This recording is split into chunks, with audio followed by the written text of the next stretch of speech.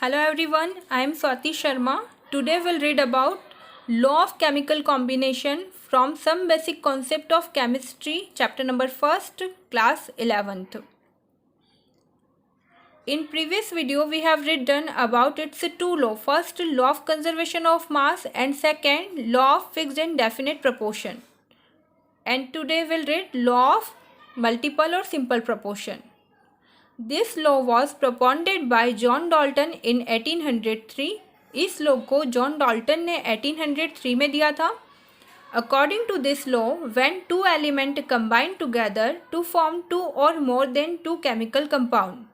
इस लॉ के अकॉर्डिंग जब दो एलिमेंट कंबाइन होकर two or more than two chemical compound form करते हैं, then the weight of one of the element which combine with the fixed weight of the other. तो इसका जो एक एलिमेंट है ये फिक्स्ड वेट के साथ दूसरे एलिमेंट से कंबाइन होता है, और जो दूसरा एलिमेंट है वो एक डिफरेंट उसका वेट होगा और जो कि एक सिंपल रेशो होगा. तो ये जो लॉ है हमारा, ये क्या कह रहा है कि जो एक एलिमेंट है वो दूसरे एलिमेंट के साथ कंबाइंड होगा, लेकिन जो पहला एलिमेंट है उसका फिक्स्ड रेशो फिक्स्ड मास होगा, लेकिन जो दूसरा एलिमेंट है वो डिफरेंट मास में हो सकता है, बट उसका जो रेशो है एक सिंपल रेशो होगा. इसको हम एक एग्जांपल से समझते हैं. Carbon combined with oxygen in two ways. We know that कि जब कार्बन ऑक्सीजन से कंबाइंड होता है तो कार्बन डाइऑक्साइड फॉर्म करता है, और अगर एक और कंपाउंड की बात करें तो कार्बन ऑक्सीजन से कंबाइंड होकर कार्बन मोनोऑक्साइड फॉर्म करेगा. Let's see an example. यहाँ कार्बन ऑक्सीजन के साथ कंबाइंड होकर कार्बन मोनोऑक्साइड फॉर्म कर रहा है, और सेकेंड रिएक्शन में कार्बन ऑक्सीजन के साथ रिएक्शन करके कार्बन डाइऑक्साइड फॉर्म कर रहा है. तो इन दोनों कंपाउंड में देखिए कि जो कार्बन है यहाँ पर दोनों में एक ही कार्बन है और यहाँ पर एक ऑक्सीजन है, लेकिन दूसरे वाला जो कंपाउंड है यहाँ पर दो ऑक्सीजन है. तो यहाँ पर जो कार्बन है इसका जो मास है ये 12 है, लेकिन ये जो ऑक्सीजन है ये 16 है, और ये वाला जो ऑक्सीजन है ये 16 इंटू 2 32 है, क्योंकि ऑक्सीजन का मास 16 होता है और यहाँ पर अगर 2 है, नंबर ऑफ ऑक्सीजन 2 है, तो इसका जो मास है 32 होगा.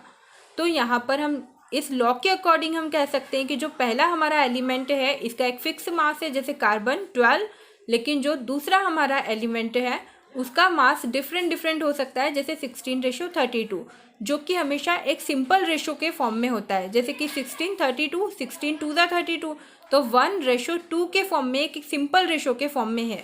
तो हम इसे इस तरह से डिफाइन कर सकते हैं. In the above reaction, 16 and 32 gram of oxygen respectively combined with a fixed amount 12 gram of carbon. तो जो 16 और 32 का जो डिफरेंट मास है ये कंबाइन हो रहा है एक फिक्स्ड अमाउंट ऑफ कार्बन के साथ. The ratio of weight of oxygen combined with 12 gram carbon 16 and 32, और इसका जो हमारा सिंपल रेशो है ये है 1:2. अब इसको हम एक और एग्जाम्पल से समझ सकते हैं. The element nitrogen and oxygen combine to produce as many as 5 oxide of nitrogen.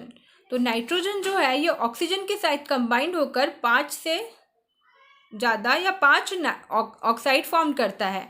जैसे हम देख सकते हैं कि nitrous oxide, nitric oxide, dinitrogen trioxide, dinitrogen tetroxide, पर ऑक्साइड. तो ये 5 नाइट्रोजन ऑक्सीजन के साथ रिएक्शन करके 5 ऑक्साइड फॉर्म कर रहा है. तो देखते हैं हम इसको एग्जांपल में एक टेबल के फॉर्म में. ऑक्साइड नाइट्रोजन ऑक्सीजन के साथ रिएक्शन करके यहाँ पर N2O नाइट्रस ऑक्साइड, इसको हम लाफिंग गैस भी कहते हैं. Nitric oxide NO, dinitrogen trioxide N2O3, dinitrogen tetroxide N2O4 and dinitrogen pentoxide N2O5. ये ऐसे 5 ऑक्साइड फॉर्म कर रहा है. अब हम इनका रेशो देखते हैं कि यहाँ पर जो नाइट्रोजन है, नाइट्रोजन का मास 14 है, और 14 इंटू 2 28, और ऑक्सीजन का मास 16 ही है. अब यहाँ पर हम देखेंगे कि इसका अगर हम रेशो निकालें तो इसका 28:16 है.